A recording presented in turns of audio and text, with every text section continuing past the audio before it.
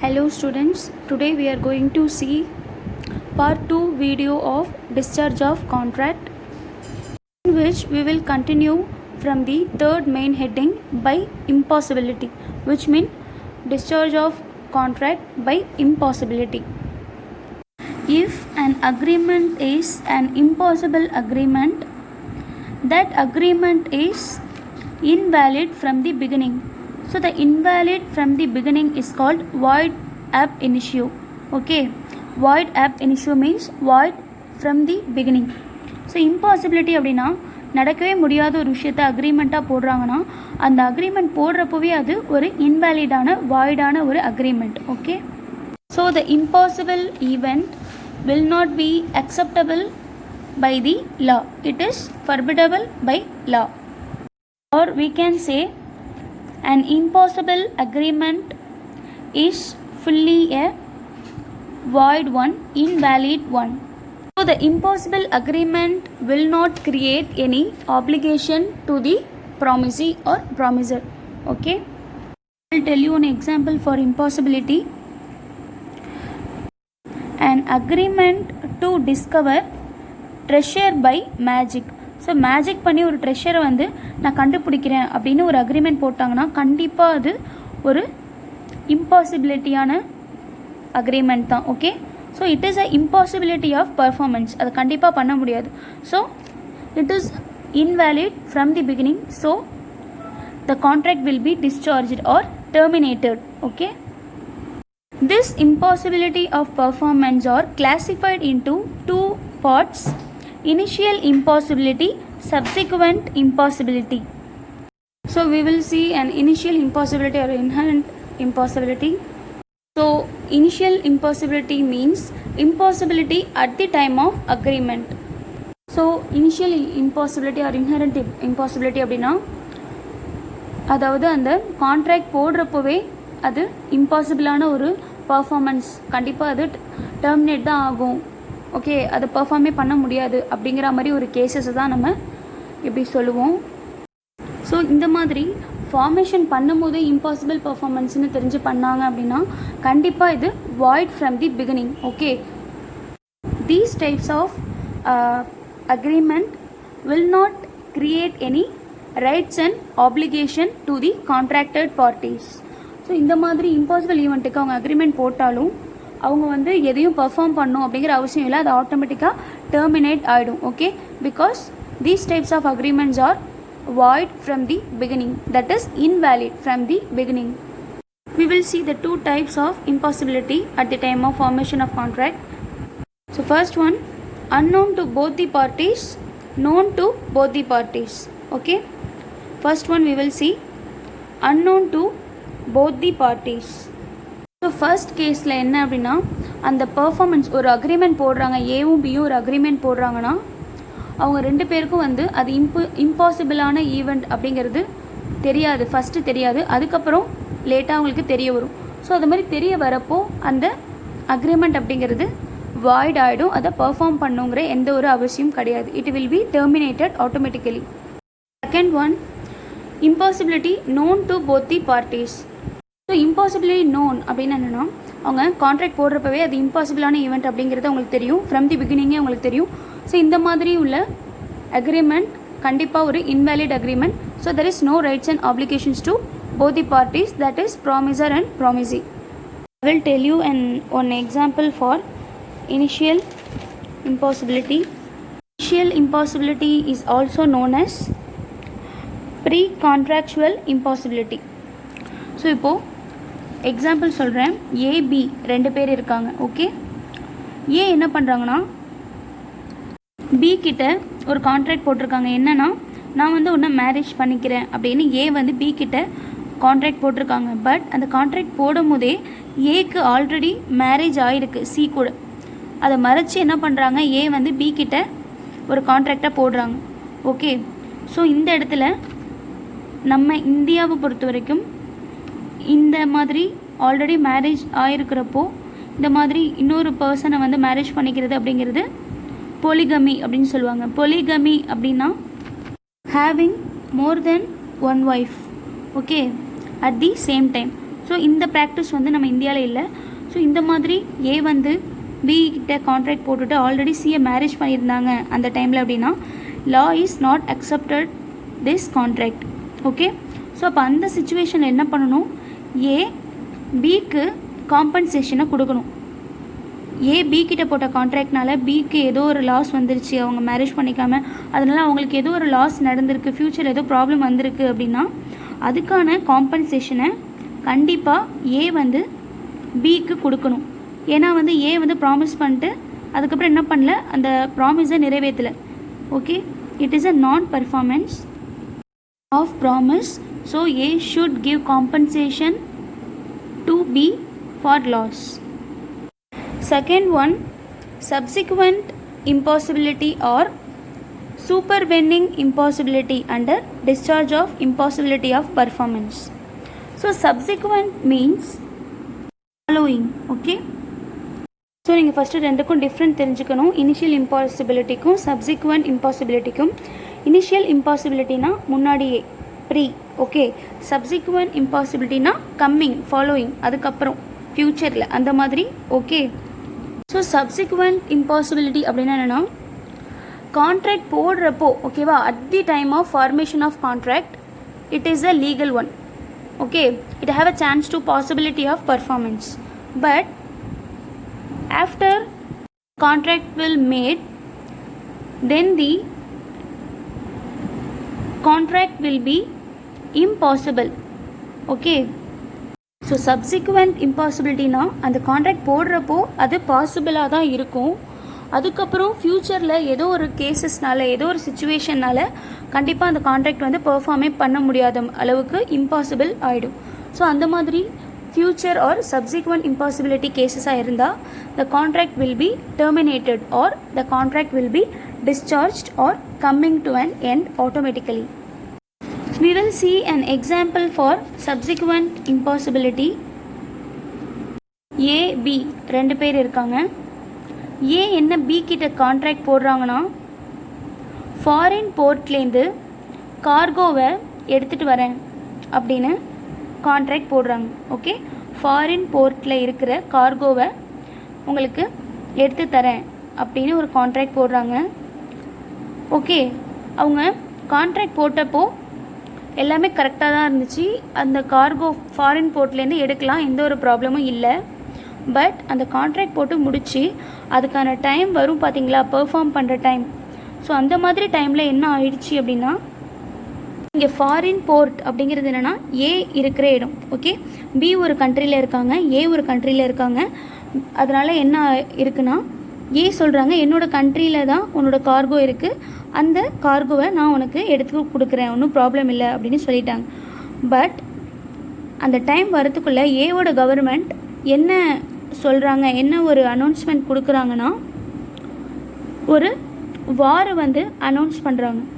Okay, அந்த வார் எங்கன்னா, எந்த இடத்துல அந்த போர்ட் வந்து இருக்கோ அந்த இடத்துல தான், அந்த கண்ட்ரியில் தான் வந்து வார் வந்து அனௌன்ஸ் பண்ணுறாங்க. ஓகே, ஸோ போர்ட் இருக்கிற இடத்துல வாரை வந்து அனௌன்ஸ் பண்ணிட்டாங்க அப்படின்னா என்ன பண்ண முடியாது, எந்த ஒரு கான்ட்ராக்டாக இருந்தாலும் ஆட்டோமேட்டிக்காக அதை டெர்மினேட் ஆகிடும்.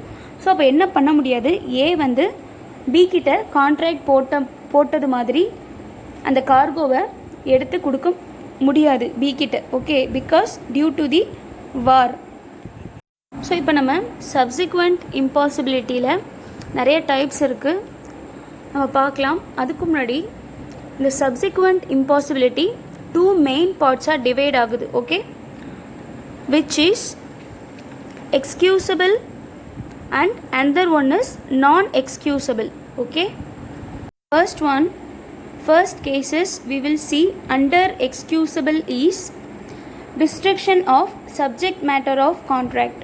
ஸோ இப்போ நம்ம பார்க்குறது சப்சிக்வெண்ட் இம்பாசிபிலிட்டி கேசஸில் எக்ஸ்கியூசபிள் அப்படிங்கிற மெயின் ஹெட்டிங்க்கும் கீழே first one destruction of subject matter of contract. If the subject matter of contract is destructed then the contract will be terminated. We will see an example for destruction.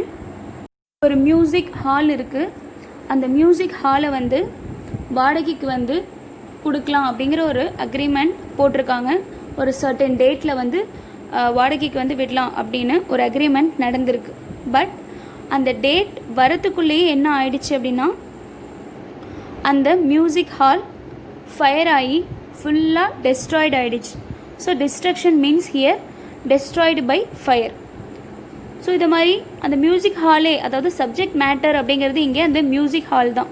So அந்த subject மேட்டரே இல்லாதப்போ automatically the contract will be discharged. இந்த மாதிரி கேசஸில் அந்த music ஹாலோட ஓனருக்கு வந்து எந்த ஒரு லைபிலிட்டியும் இல்லை, அவங்க சொன்ன மாதிரி அதை லெட் அவுட் பண்ணணும் அப்படின்னு. பிகாஸ் அந்த ஓனரோட சப்ஜெக்ட் மேட்டர் என்ன, அந்த ஹாலே டெஸ்ட்ராய்ட் ஆகிடுச்சு. So there contract automatically coming to an end, or we can say that is terminated, that contract is terminated. Second one under excusable is non-existence or non-occurrence of a particular state of things. So non-existence or non-occurrence அப்படின்னு என்னென்னா அந்த event வந்து நடக்காமல் போகிறது, non-performance or non-performing of certain event. We will see an example for non-occurrence of a particular state of things. So இங்கே பார்த்தீங்கன்னா ஒரு contract வந்து நடக்குது. ஓகே, அது என்ன கான்ட்ராக்ட் அப்படின்னா ஒரு பெரிய ஃப்ளாட்டை வந்து ஹையர் பண்ணுறாங்க. எதுக்காக வந்து அவங்க ஹையர் பண்ணுறாங்க அப்படின்னா ஒரு கிங்கோட கொரோனேஷன் ப்ராசஸ் வந்து நடக்குது. ஸோ இந்த கிங்கோட கொரோனேஷன் ப்ராசஸை ரொம்ப கூட்டமாக இருக்கிறதுனால பார்க்க முடியாது. ஸோ ஃப்ளாட்டில் நம்ம ஹையர் பண்ணி அந்த டே அன்னைக்கு நம்ம ஃப்ளாட்டை ஹையர் பண்ணி மேலேருந்து பார்த்தா நல்லா தெரியும் அப்படிங்கிறதுக்காக தான் அவங்க அந்த ஃப்ளாட்டை வந்து ஹையர் பண்ணணும்னு நினைக்கிறாங்க. Okay, first of all you should know what do you mean by coronation process of king. Coronation process of king means it is a ceremony of crowning. Okay, அதாவது சொல்லுவாங்கள்ல ஒரு கிங்குக்கு முடிசூட்டு விழான்னு சொல்லுவாங்கள்ல, அந்த க்ரௌன் செரிமோனி. ஓகே, அதுதான் அந்த ceremony பார்க்குறதுக்காக தான் ஃப்ளாட்டை வந்து ஹையர் பண்ணியிருக்காங்க. பட் அன்எக்ஸ்பெக்டட்லி என்ன ஆயிடுச்சு அப்படின்னா சப்சிக்வெண்ட் டைமில் அந்த செரிமோனியே வந்து கேன்சல் ஆகிடுச்சு டியூ டு கிங்ஸ் இல்னஸ். திடீர்னு அந்த கிங்க்கு வந்து இல்னஸ், சிக்கில் இருக்காங்க, உடம்பு சரியில்லாமல் போனதுனால அந்த செரிமோனியை வந்து கேன்சல் பண்ணிட்டாங்க ஆர் போஸ்ட்போன் பண்ணிட்டாங்க. ஸோ இந்த மாதிரி சுச்சுவேஷனில் அவங்க அந்த ரெண்ட்டை, அதாவது அந்த ஃப்ளாட்டை வந்து ரெண்ட்டுக்கு எடுத்தாங்க பார்த்தீங்களா, அவங்க வந்து டிஸ்சார்ஜ் பண்ணிக்கலாம், டெர்மினேட் பண்ணிக்கலாம். பிகாஸ் அவங்க கான்ட்ராக்ட் போடுறப்பே என்ன சொல்லி போட்டாங்கன்னா கிங்கோட செரிமனி பார்க்குறதுக்காக அந்த ஃப்ளாட்டை வந்து எனக்கு அன்றைக்கி வந்து ரெண்ட்டுக்கு கொடுங்க அப்படிங்கிறது அந்த கான்ட்ராக்ட். ஸோ கான்ட்ராக்ட் போட்டப்போ எல்லாமே ஓகேவாக இருந்துச்சு. பட் சப்சிக்வெண்ட் அப்படின்னா என்னென்னா அன்ஃபார்ச்சுனேட்லி அந்த கிங்கோட இல்னஸ்னால அந்த செரிமனி கேன்சல் ஆகுது. ஸோ ஃப்ளாட் ரெண்ட்டுக்கு எடுத்தாலும் அதனால் எந்த யூஸும் இல்லை. So the contract automatically going to be an end. So this is excusable. Okay, next one, third one, by the death or disablement of the parties. So அப்படின்னா என்னென்னா இதுவும் வந்து என்னென்னா எக்ஸ்கியூசபிள் தான். ஸோ இந்த ஃபைவுமே வந்து எக்ஸ்கியூசபிள். ஸோ வந்து ஒரு கான்ட்ராக்ட் போடுறப்போ அவங்க உயிரோடு இருக்காங்க. ஸோ இந்த கான்ட்ராக்டான டைம் வரப்போ ப்ராமிஸ் பண்ணவங்களே இறந்துட்டாங்க அப்படின்னா கண்டிப்பாக அந்த கான்ட்ராக்ட் டிஸ்சார்ஜ் ஆகிடும். So it is a excusable one. So death ஆகிட்டாங்கன்னா கண்டிப்பாக வந்து அதை பெர்ஃபார்ம் பண்ண முடியாது. ஓகே, ஸோ அதனால் அது ஆட்டோமேட்டிக்காக எண்ட் ஆகிடுது. Next one, subsequent illegality. அதாவது அந்த கான்ட்ராக்ட் ஃபார்ம் பண்ணுறப்போ லீகலாக இருந்திருக்கும், அதுக்கப்புறம் subsequent means following month. So இந்த மாதிரி அதுக்கப்புறமா என்னாச்சு, ஃப்யூச்சரில் அது இல்லீகலாக மாறுறப்போ கண்டிப்பாக அந்த கான்ட்ராக்ட் வந்து இன்வேலிடான கான்ட்ராக்டாக மாறும். ஸோ அந்த மாதிரி டைமில் it will be discharged automatically. Subsequent illegality அப்படின்னா அதுக்கு ஒரு எக்ஸாம்பிள் பார்க்கலாம். ஏபி 2 பேர் இருக்காங்க. ஏ அவங்க குடவுனில் இருக்கிற வீட்டை வந்து பிக்கு வந்து சேல் பண்ணுறேன் அப்படின்னு அக்ரிமெண்ட் போட்டிருக்காங்க. அப்போ எல்லாமே லீகலாக இருந்திருக்கு. பட் அதுக்கான டைம் வரதுக்குள்ளே, ஏ டெலிவர் பண்ணுறதுக்குள்ளே கவர்மெண்ட் என்ன பண்ணிட்டாங்க, ஏவோட குடவுனை சீல் வச்சுட்டாங்க. ஸோ அதுக்கப்புறம் சீல் வச்சதுக்கப்புறமா என்ன பண்ண முடியாது, ஏ பிக்கு வந்து டெலிவர் பண்ண முடியாது. ஒருவேளை தெரியாமல் டெலிவர் பண்ணால் அது கண்டிப்பாக ஒரு illegal one. Okay, so the illegal contract is punishable. Okay, so the contract is invalid. So the contract automatically coming to an end or terminated. Next one, declaration of war. This is also excusable. So இது முன்னாடியே சொன்னது தான். First ஒரு contract போட்டிருப்பாங்க. For example A B 2 பேர் இருக்காங்கன்னா ஏ வந்து குட்ஸை வந்து பிக்கு வந்து டெலிவர் பண்ணுறேன்னு சொல்லியிருப்பாங்க. ஏ ஒரு கண்ட்ரிலையும் பி ஒரு கண்ட்ரிலையும் இருப்பாங்க. ஸோ அந்த மாதிரி டைமில் பியோட கண்ட்ரியில் வார் வந்துருச்சு. ஏவோட கண்ட்ரிக்கு பியோட கண்ட்ரி வார்னு அனௌன்ஸ் பண்ணிட்டாங்க. ஸோ இந்த மாதிரி கேசஸில் என்ன ஆகும்னா ஆட்டோமேட்டிக்காக வார் அனௌன்ஸ் பண்ணுறப்போ அந்த கண்ட்ரியில் எந்த கான்ட்ராக்ட் போட்டிருந்தாலும் அந்த contract will be discharged or terminated. Okay, இது வரைக்கும் நம்ம பார்த்தது excusable. Next one, non excusable. Okay, under the impossibility of subsequent. So subsequent impossibility la second one non excusable. So non excusable la first one difficulty of performance. So நீங்கள் first understand பண்ணிக்கணும் என்னென்னா எக்ஸ்கியூசபிளில் நம்ம பார்த்தோம் பார்த்தீங்களா 5 points. அந்த எக்ஸ்கியூசபிளை பொறுத்த வரைக்கும் பே பண்ணணுங்கிற அவசியம் கிடையாது. ஏதாவது டேமேஜ் ஆச்சு அப்படின்னா கான்ட்ராக்ட் டெர்மினேட் ஆனதுனால ஏதோ ஒரு டேமேஜ் வந்துச்சுன்னா அதுக்காக காம்பன்சேட் பண்ணணும் பே பண்ணணுங்கிற எந்த அவசியமும் இல்லை. ஏன்னா அது வந்து எக்ஸ்கியூசபிள். ஏன்னா அதுக்கு ரீசனபிள் இருக்குது, ரீசனபிள் இன்ஃபர்மேஷன்ஸ், ரீசனபிள் கேஸ் வந்து இருக்குது. ஸோ வந்து அது ஒன்றும் பிரச்சனை இல்லை. பட் நான் எக்ஸ்கியூசபிளை பொறுத்த வரைக்கும் you have to pay for damages for not doing it. First one difficulty of performance under non excusable.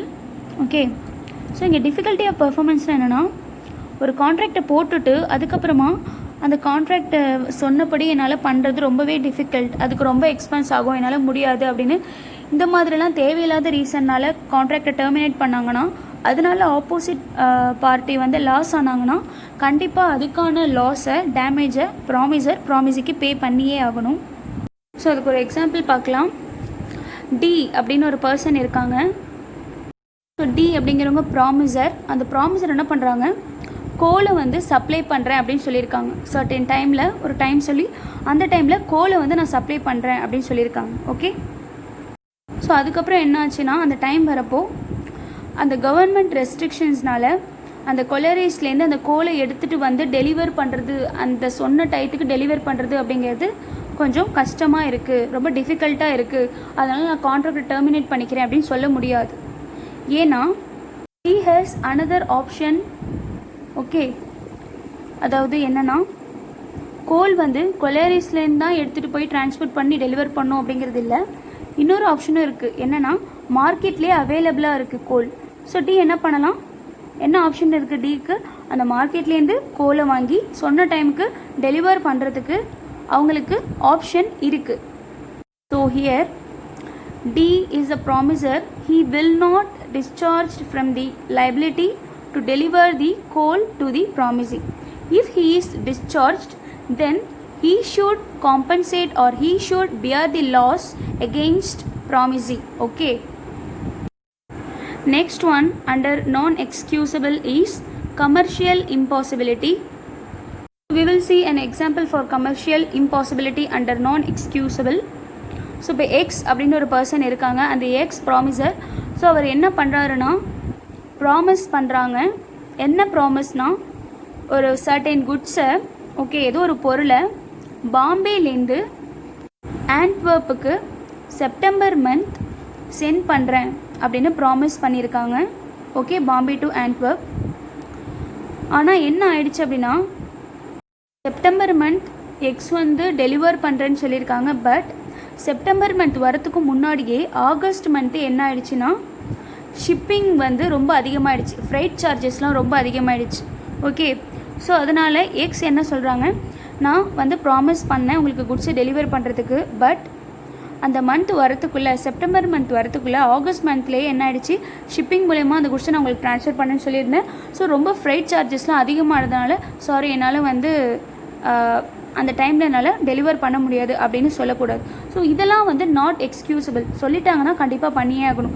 இதனால் ப்ராமிஸுக்கு ஏதோ ஒரு லாஸ் வருது அப்படின்னா கண்டிப்பாக X have to bear the loss against the promisee. Okay, so increase of freight cost is not a excusable. Okay. Third one, impossibility due to failure of a third person. This is also a non-excusable. Here, the promisor non-performed their liability due to the failure of a third person. Here, the promisor cannot relieved from their liability. Okay, we will see an example for this. இப்போ AB 2 பேர் இருக்காங்க அப்படின்னா, ஏ வந்து ஒரு குட்ஸை வந்து next month supply பண்ணுறேன், நான் வந்து ஒரு ப்ராடக்ட்டை ரெடி பண்ணி நெக்ஸ்ட் மந்த் பிக்கு சப்ளை பண்ணுறேன் அப்படின்னு ஏ கான்ட்ராக்ட் போட்டிருக்காங்க. ஸோ அந்த டைம் வரப்போ பி என்ன சொல்கிறாங்க, நான் வந்து உங்களுக்கு ரெடி பண்ணி தரேன் அப்படின்னு சொன்ன ப்ராடக்டை வந்து சி அப்படிங்கிறவங்க கிட்ட சொல்லியிருந்தேன். ஏவும் சியும் சேர்ந்து அந்த ப்ராடக்டை ரெடி பண்ணலாம் அப்படின்னு இருந்தோம். பட் அவங்க டிலே பண்ணதுனால ஃபினிஷ் பண்ண முடியல, ஸோ என்னால் அதை வந்து உங்களுக்கு டெலிவர் பண்ண முடியாது அப்படின்னு சொன்னாங்கன்னா, this is not a excusable one. Okay. இந்த இடத்துல யார் முன்னாடியே கான்ட்ராக்ட் போட்டிருந்தாங்க அப்படின்னா ஏவும் பியும் தான். ஏ ப்ராமிசர், பி ப்ராமிசி. தேர்ட் பார்ட்டி அப்படிங்கிறவங்க யாருன்னா சி. ஸோ சியை காரணம் காட்டி ஏ வந்து அந்த லைபிலிட்டிலேருந்து வெளியே வர முடியாது. ஒருவேளை அந்த மாதிரி ரீசன் சொன்னாங்கன்னா he should pay the loss against promisee. Okay. Next one, fourth one, strikes, lockouts and civil disturbances. So these is also comes under non-excusable. Let's see an example. A, B 2 பேர் இருக்காங்க. A வந்து Bக்கு certain goods-ஐ supply பண்ணுறதா agri பண்ணிக்கிறாங்க. எங்கே produce பண்ணதை supply பண்ணுறேன்னு சொல்கிறாங்கன்னா, அல்ஜீரியாவில் ப்ரொடியூஸ் பண்ணி சப்ளை பண்ணுறேன் அப்படின்னு சொல்கிறாங்க. பட் என்ன ஆச்சு அப்படின்னா, அவங்க ப்ரொடியூஸ் பண்ண போகிற டைமில் அந்த அல்ஜீரியா அப்படிங்கிற கண்ட்ரியில் என்னாச்சுன்னா நிறைய சிவில் டிஸ்டர்பன்ஸ், ரியட்ஸ், அது மாதிரி நிறைய ப்ராப்ளம்ஸ் வந்திருக்கு அந்த கண்ட்ரியில். Riot means violent public disturbance. Okay. So இது மாதிரி நிறைய ப்ராப்ளம்ஸ் இருக்கிறதுனால என்ன ஆயிடுச்சு, அவங்களால வந்து பண்ண முடியல அப்படின்னு சொல்கிறாங்க. அல்ஜீரியாலேருந்து என்னால் ப்ரொடியூஸ் பண்ணி கொடுக்க முடியல அப்படின்னு சொல்கிறாங்க. So strikes, lockouts, so இந்த மாதிரி ப்ராப்ளம்க்கெலாம் வந்து not excusable. Okay. So he should pay compensation or loss against promisee. வாராக இருந்தால் மட்டும்தான் எக்ஸ்கியூசபிள். ஒரு கண்ட்ரியில் வார் நடந்தால் மட்டும்தான் excusable. Strikes, lockouts, so இந்த மாதிரி இதுக்கெலாம் not excusable. Next one, failure of one of the object. This is also a non-excusable. So here, when a contract is entered into a several objects, okay, when a contract is entered into for a several object means more than one. Failure of one of the object does not terminate the contract. ஒரே ஒரு ஆப்ஜெக்ட்காக contract போட்டிருந்தாங்கன்னா அந்த object வந்து நடக்காமல் போச்சுன்னா அது excusable. முன்னாடியே சொன்ன மாதிரி ஒரு கிங்க்கு வந்து க்ரௌன் வைக்கிறதுக்காக அவங்க செரிமோனிக்காக ஃப்ளாட் ரெண்ட் பிடிச்சாங்க. அவங்களுக்கு சிக் ஆனதுக்கப்புறம் அது வந்து எக்ஸ்கியூசபிள்னு சொல்லியாச்சு. பட் இந்த இடத்துல மோர் தென் ஒன் ஆப்ஜெக்ட் இருக்கிறதுனால திஸ் இஸ் நான் எக்ஸ்கியூசபிள். இந்த இடத்துல என்ன மோர் தென் ஒன் ஆப்ஜெக்ட் இருக்குது அப்படிங்கிறது பார்க்கலாம். First example, A agree to let a boat to H. A என்ன பண்ணுறாங்க, ஹெச்சுக்கு அவங்களோட போட்டை வாடகைக்கு கொடுக்குறேன் அப்படின்னு ஒத்துக்கிட்டாங்க. ஸோ இந்த இடத்துல என்னென்ன 2 ஆப்ஜெக்ட் அப்படின்னா, naval review at the coronation, அதான் முன்னாடியே சொன்ன மாதிரி அந்த கிங்குக்கான அந்த செரிமோனி நடக்குது, அதை வந்து அந்த போட்லேருந்து பார்க்கணும் அப்படிங்கிறது ஒரு ஆப்ஜெக்ட். ஸோ இன்னொன்று என்னென்னா cruise round fleet. Cruise round fleet அப்படின்னா a group of ship sailing together. So நிறையா ஷிப் எல்லாம் ஒன்றா சேர்ந்து ஒன்றா செயில் பண்ணுறது கடலில். ஓகே.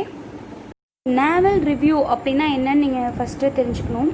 நேவல் ரிவ்யூ அப்படிங்கிறது என்னென்னா, நேவல் டே அப்படின்னு ஒரு டே செலிப்ரேட் பண்ணுவாங்க. எங்கே அப்படின்னா யுனைடெட் ஸ்டேட்ஸில் நேவல் டே அப்படின்னு செலிப்ரேட் பண்ணுவாங்க. எங்கே அது செலிப்ரேட் பண்ணுவாங்கன்னா சீயில் தான். ஓகே, கடலில். அந்த டைமில் யுனைடெட் ஸ்டேட்டோட பிரசிடெண்ட் என்ன பண்ணுவாங்க, நேவி ஃபோர்ஸில் உள்ள எல்லாரையும் ஒரே டைமில் ஷிப்பில் வந்து ரிவ்யூ பண்ணுவாங்க. ஓகே, ஒரே டைமில் எல்லாருமே வந்து அந்த இடத்துல அசம்பிள் ஆகி நேவி டே அப்படிங்கிறத செலிப்ரேட் பண்ணுவாங்க. ஸோ அதுதான் நேவி ரிவ்யூ. ஸோ இந்த நேவி ரிவ்யூ பார்க்குறதுக்காக தான் ஏ அப்படிங்கிறவங்க என்ன பண்ணியிருக்காங்க, ஹெச்கிட்டேருந்து போட்டை வந்து வாங்கிறதுக்காக ஒரு அக்ரிமெண்ட் ஒரு கான்ட்ராக்ட் போட்டிருக்காங்க. ஸோ இது ஒரு ஆப்ஜெக்ட். இன்னொரு ஆப்ஜெக்ட் என்னென்னா முன்னாடியே சொன்ன மாதிரி group of ship sailing together. இந்த இடத்துல அந்த கிங்ஸ் இல்னஸ்ஸால் என்ன ஆயிடுச்சுன்னா அந்த நேவல் ரிவ்யூ அப்படிங்கிறது கேன்சல் ஆகிடுச்சு. ஓகே, ஸோ ஒரே ஒரு ஆப்ஜெக்ட் மட்டும்தான் கேன்சல் ஆகிருக்கு. பட் எது கேன்சல் ஆகலை அப்படின்னா க்ரூயிஸ் ரவுண்ட் ஃப்ளீட். ஸோ அப்போது ஒரு ஆப்ஜெக்ட் கேன்சல் ஆகிடுச்சுங்கிறதுக்காக அதை எனக்கு வேண்டாம் டெர்மினேட் பண்ணிக்கலாம் அப்படின்னு சொல்லவும் முடியாது. ஸோ என்ன பண்ணி ஆகணும், கண்டிப்பாக அவங்க அதை ரெண்ட்டை பே பண்ணி தான் ஆகணும். அதுக்கான ரெண்ட்டை பே பண்ணி ஆகணும். அந்த போட்டுக்கான ரெண்ட்டை ஒருவேளை பே பண்ணலைன்னா அதுக்கான லாஸை காம்பன்சேட் பண்ணணும். So what are the effect of supervening impossibility?